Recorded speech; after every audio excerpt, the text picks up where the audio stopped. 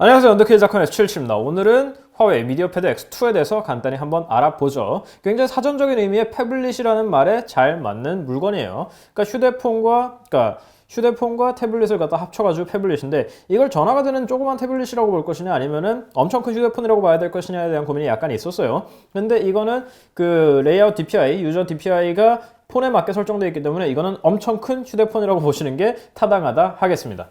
자, 7인치의 태블릿이라고 하니까 당연히 떠오르는 게 있죠. 우리 갤럭시 탭. 역시 전화는 거꾸로 받아야 제맛인 갤럭시 탭이 있죠.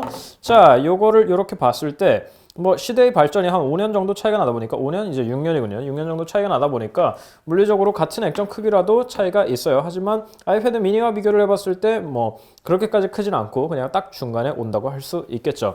갤럭시 탭을 써본 분들은 기억나시겠지만 이게 굉장히 오묘하게 크단 말이에요. 근데 같은 디스플레이 크기를 가지고 있지만 기술이 발전해서 베젤이 많이 좁아졌기 때문에 옛날에 갤럭시 탭에 비해서는 이 정도의 크기 차이가 있어요. 두께는 당연히 미디어 패드 쪽이 훨씬 얇죠. 이렇게 비교를 했을 때 훨씬 얇다는 걸 확인할 수 있죠. 그럼에도 불구하고 엄청나게 큰 폰이에요. 7인치의 무식한 폰이기 때문에 엑스페리아 Z 울트라도 사실 저는 굉장히 무섭다고 생각을 했기 때문에 이런 커다란 폰을 안 좋아하시는, 저같이 안 좋아하시는 분은 여기서 리뷰를 끄셔도 좋습니다. 자, 이런 것들이 은근히 수요가 있단 말이죠. 두 가지 토끼를 한 번에 잡는 수요가 있기 때문에 진행해 봅시다. 7인치 LTPS 1900에 1200 해상도의 디스플레이가 있어요. 근데 이게 조금 채도가 높게 설정이 되어 있기 때문에 이걸 눈이 편한 디스플레이라고 할 수는 없을 것 같아요.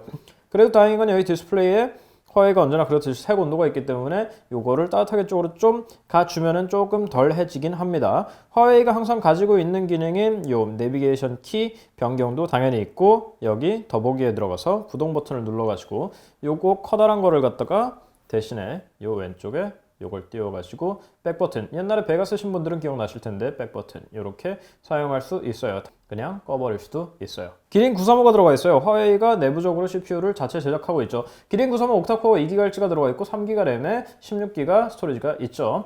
이쪽으로 확장이 가능하기 때문에 그건 걱정 안 하셔도 되고, 그 듀얼심인데 하나는 마이크로SD와 같이 쓰기 때문에 듀얼심과 마이크로SD를 동시에 쓰실 수는 없어요. EMUI가 3.1부터 되게 이뻐졌는데 3.0.5에서 업데이트를 잘 안 해주더라고요. 덕분에 스테이지 프라이트 같은 걸로 검사를 해보면은 보안이 상당히 위험한 걸로 나오는데 업데이트를 언제 해줄지 모르겠어요.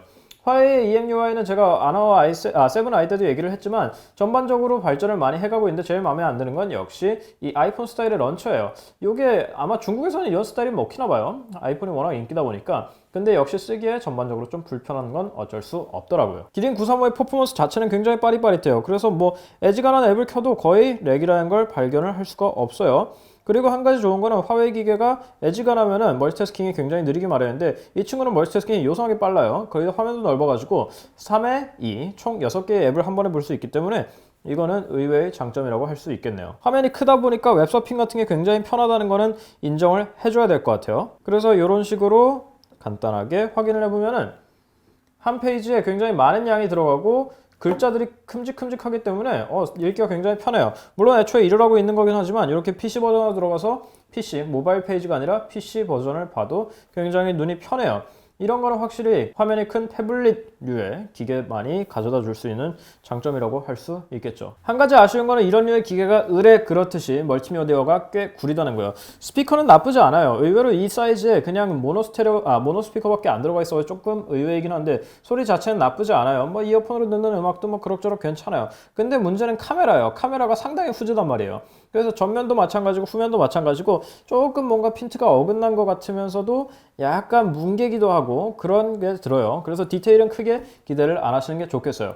이거 가지고 통화를 하는 게 사실 제일 고역인데 이걸 귀에 대고 있으면 굉장히 이상한 사람 같아 보인단 말이에요. 그러니까 어쩔 수 없을 때 쓰긴 했는데 그래서 대부분은 블루투스를 쓰게 되더라고요. 블루투스 통화 품질 자체는 나쁘지 않아요. 그럭저럭 괜찮아요. 어차피 화웨이는 통신장비 만드는 회사니까 괜찮았어요. 근데 무엇보다 제일 만족스러운 건 배터리예요. 물론 기계가 크기 때문에 5000mAh의 엄청난 배터리가 들어가 있는 건 사실이에요. 하지만 효율이 안 좋으면 이런 것도 말짱 꽝이죠. 근데 이 친구는 제가 평소 습관대로 썼는데 화면 켜짐이 7시간이 나오는 거예요.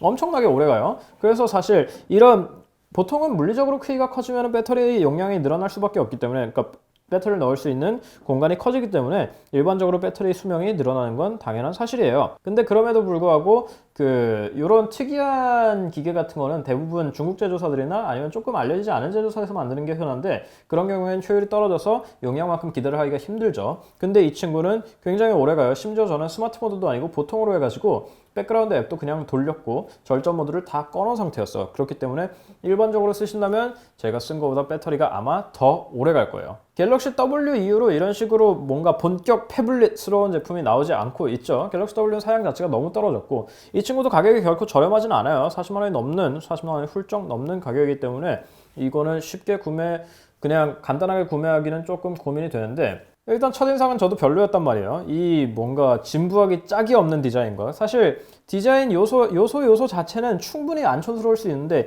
이상하게 여기다 크롬을 둘러가지고 촌스럽게 만들어 놓고, 뒤쪽에 마킹이라든지, 이건 제가 소감 때도 말씀을 드렸지만 마킹이라든지 촌스럽게 짝이 없어요. 뒤에도 뭔가 아이폰 쭉 늘려놓은 것 같은 모양새에 마음에 안 들었는데, 생각보다 이런 류의 커다란 태블릿, 뭔가 그 중간에, 저는 어중간하다고 보는데 어중간한 사이즈를 좋아하시는 분께는 충분히 괜찮은 선택이 될 수 있겠어요. 배터리가 오래 가는 게 사실 저는 굉장히 마음에 들었는데, 배터리도 오래 가고 성능도 괜찮고 UI도 뭐 요즘 것만큼은 아니지만 충분히 뭐 못 쓸 만큼 그렇게 촌스럽지도 않고, 카메라가 조금 아쉽긴 합니다만 이렇게 큰 걸로 사진을 주력으로 찍으실 일이 많을 것 같지는 않기 때문에 이 정도면은 이런 류를 좋아하시는 분께는 충분히 어필이 될 것 같아요.